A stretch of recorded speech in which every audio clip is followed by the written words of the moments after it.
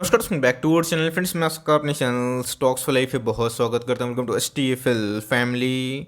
DFL members, एक stock में analyst का मानना है कि आने वाले एक साल में 80% के आसपास रैली हमें देखने को मिल सकती है। तो जी गाइस, सिर्फ एनालिस्ट का मानने से आपको निवेश नहीं करना है। बिकॉज आज गाइस मैं इस वीडियो को इसलिए बना रहा हूँ बिकॉज इस स्टॉक ने 5 ईयर्स में कोई पैसे बना के नहीं दिए हैं। बट इसी बीच में गाइस जहाँ इनके पीयर्स में हमें अच्छी खासी गिरावट देखने को मिल रही है। इसमें गाइस एक महीना में 20% के आसपास तेजी देखने को मिल रही है। और गाइस इसने मल्टी टाइम फ्रेम ब्रेकआउट जो है उसको अचीव करने की कोशिश की है। तो जी गैस कोई भी स्टॉक मल्टी टाइम फ्रेम जो ईयर का ब्रेकआउट देता है तो उसके बाद गैस उसमें जो रैली होती है वो अनस्टॉपेबल होती है। तो जी गैस इस स्टॉक को आप चाहे तो ट्रैक कर सकते हैं। निवेश करना या फिर नहीं करना ये आपकी मर्जी की बात है। बिकॉज कंपनी का जो डिविडेंड यील्ड है वो बहुत ही हाई हमें देखने को मिलता है। मैंने बताया भी था कि जब ब्रेकआउट की कंडीशन इमर्ज होगी मैं वीडियो बना के आपको बताऊंगा कि करना है क्या। बिकॉज बहुत लोग इसमें निवेश किए हुए हैं जो पहले से खुश बिल्कुल भी नहीं है। तो इसी बीच में गैस इसमें निवेश करना चाहिए या फिर नहीं करना चाहिए, मैं अपने अनबायस्ड कमेंट्री ज़रूर दूंगा। चैनल फर्स्ट टाइम होंगे सब्सक्राइब कर सकते हैं इस तरह क्वालिटी कंटेंट को सबसे पहले एक्सेस करने के लिए।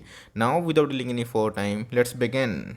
ये बस एक उदाहरण है। भारतीय टेल की बात की जाए तो जो गैस इसने 10 साल ऐसा कोई बड़े पैसे बना के नहीं दिए थे। आपको अच्छे से याद है गैस 400 के आसपास, 450 के आसपास मैंने वीडियो बना के बताया था कि मल्टी टाइम फ्रेम ब्रेकआउट इसमें देखने को मिल रहा है। और उसके बाद 450 का स्टॉक हमें 700 के आसपास भी आता हुआ देखने को मिला। और 2021 से गैस 2022 में इसने अच्छे खासे पैसे बना के दिए। तो जी गैस कोई भी कंपनी अगर ब्रेकआउट देती है मल्टी ईयर टाइम फ्रेम में तो ऑफकोर्स गैस वो बहुत ही रिमार्केबल जो साइन है वो देखने को जरूर मिल जाती है। तो अगर आप देखें तो SBI में भी हमें वही देखने को मिला। तो जो है इस वीडियो को मैं इसलिए बता रहा हूँ कि उस टेक्निकल पैटर्न है आपको समझने की आवश्यकता है। इसके पहले गैस SBI ने ऐसे कोई बड़े पैसे नहीं बनाए थे। बट जैसे इनके फाइनेंशियल्स इंप्रूव हुए वैसे वैसे हमें इसमें तेजी देखने को जरूर मिली थी। तो जो है गैस एक उदाहरण है जहाँ पे मल्टी ईयर टाइम फ्रेम जब ब्रेकआउट होते हैं वो बहुत ट्रेमेंडस होता है। तो जो है गैस एक स्टॉक में हमें अभी के टाइम में यही कंडीशन इमर्ज होते हुए देखने को मिल चुकी है। सर आप देखें एक मंथ में इसका जो प्राइस है 20% का अपसाइड हमें देखने को मिल रहा है एकदम। अगर आप देखें 250 के आसपास का स्टॉक है। बहुत लोग प्राइस देख के समझ जाएंगे बिकॉज ये एक FMCG को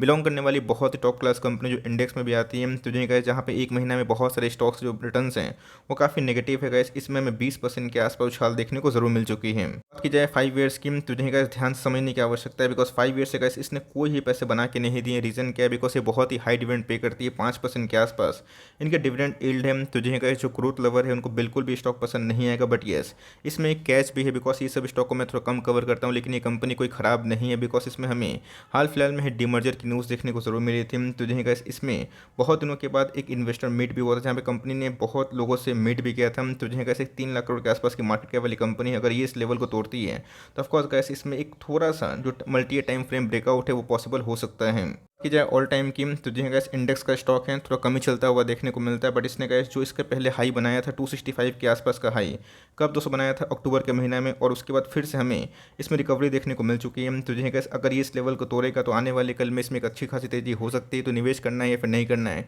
ये मैं गैस वीडियो के एंड में बताऊंगा। कंपनी का नाम अगर आप देखें तो ITC लिमिटेड। जी हाँ गैस ITC की बात की जाए इसने अपने निवेशकों को बहुत परेशान किया। बट कंपनी कोई ख़राब नहीं है। बट येस इसने गैस बुल रन में भी कोई ही पार्टिसिपेशन नहीं दिखाया था। अगर आप ठीक से मॉनिटर करें बहुत सारे स्टॉक्स चाहे वो HUL की बात की जाए, मैरिको की बात की जाए, TCP की बात की जाए, वो भी गैस अपने ऑल टाइम हाई से 30% डाउन है। बट इसमें हमें फिर से एक रिवर्सल देखने को जरूर मिल चुकी है।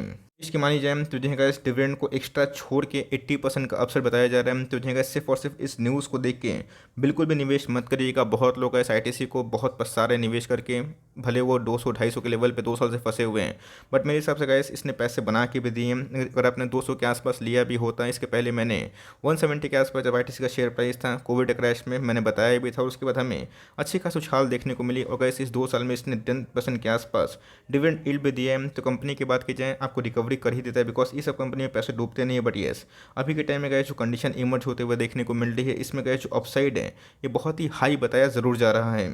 ITC की सबसे बड़ी प्रॉब्लम हमें देखने को मिलती है बिकॉज ये एक बहुत बड़ा हाथी बनता हुआ देखने को मिल रहा है। आपको पता है लार्सन एंड टुब्रो की बात की जाए एक कंस्ट्रक्शन वाली बिजनेस है। बट गैस टाइमली उन्होंने LTI को डिमर्ज किया और बहुत सारे वेरियस कंपनी को उन्होंने डिमर्ज भी किया। तो जो गैस ITC की बात की जाए हमेशा एक विवाद का स्टॉक रहा है बिकॉज FMCG और सिगरेट की बात की जाए इनके कोर बिजनेस कौन से हैं? सिगरेट के बिजनेस हैं। तो कभी गैस गवर्नमेंट प्राइस हाइक करती है, टैक्स बढ़ाती है तो ऑफकोर्स गैस इनको झटका लगता है। बट येस इसको छोड़कर अगर आप देखें ITC एक पेपर में भी है, होटल्स में भी है, पैकेजिंग पैकेजिंग में भी है, एग्री बिजनेस में भी है। तो देखिए गाइस इनके बिजनेस का जो समूह है वो बहुत ही फैला हुआ देखने को मिलता है। कंपनी बहुत ही अच्छी है, बिल्कुल भी ख़राब नहीं है। बट यस, इन्होंने गाइस कुछ साल से पैसे बिल्कुल बना के दिए नहीं है, इसीलिए गाइस इन्वेस्टर इस स्टॉक से काफ़ी नफरत करते हैं। बट मेरे हिसाब से गाइस जो पैसे नहीं बने हैं, अगर ब्रेकआउट होता है, सस्टेनेबल होता है, तो आने वाले कल में गाइस इसमें एक तेज़ी आ सकती है। बहुत लोगों ने तो गाइस इधर पे स्पेकुलेशन भी किया था कि शायद से डिमर्जर हो जाए, बट अभी अभी भी उसको लेके कोई भी सवाल जवाब देखने को नहीं मिला है।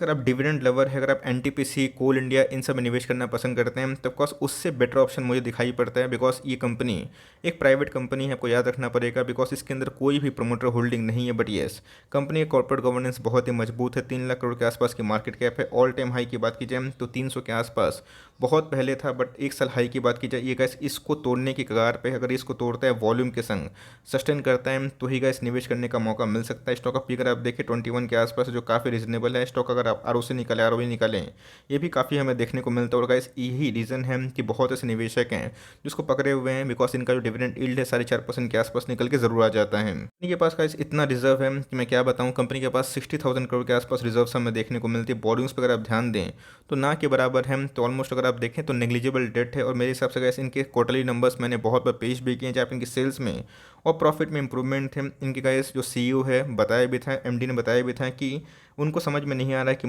मार्केट अभी के टाइम आईटीसी को इतना लेस वैल्यूएशन पे ट्रेड क्यों करवा रहा है। बट येस, अगर गाइस साइकिल चेंज होता है, रोटेशन अगर होता है, तो आईटीसी गाइस जो पिछले 5-7 साल में बिल्कुल भी नहीं चला है, आने वाले कल में उसमें तेज़ी हो सकती है। बिकॉज ये हमने साइक्लिक इवेंट देखा, और यही सब इवेंट गाइस आपको पता होना बहुत ही महत्वपूर्ण हो जाता है। फिर से बता दूं, एफआईएस की बात की जाए, पिछले कुछ समय से बिल्कुल बिकवाली कर रहे हैं। तो जो गाइस अभी अगर आप एफआईएस की होल्डिंग की बात की जाए तो 9% के आसपास हमें देखने को मिलती है। डीएस की होल्डिंग की बात की जाए 43% के आसपास है। पब्लिक होल्डिंग की बात की जाए 46% के आसपास है। तो ऐसा नहीं गया इसकी पब्लिक की होल्डिंग अभी बढ़ी है, इसके पहले भी गैस पब्लिक की होल्डिंग काफ़ी हाई थी। बिकॉज इसमें कोई ही प्रमोटर नहीं है, और जितनी पब्लिक का पैसा है वो आईटीसी में है। बिकॉज बहुत लोग इस पोर्टफोलियो को डाइवर्सिफाई रखते हैं, कोई ग्रोथ स्टॉक में निवेश कर दिए, कोई डिविडेंड स्टॉक में निवेश कर दिए। तो इस बात को अब ज़रूर ध्यान में रखिएगा। बिकॉज एफआईएस ने अपने स्टेक को ट्रिम किया, बट डीएस की बात की जाए अपने स्टेक को कंटिन्यूसली उन्होंने बढ़ा भी दिया है।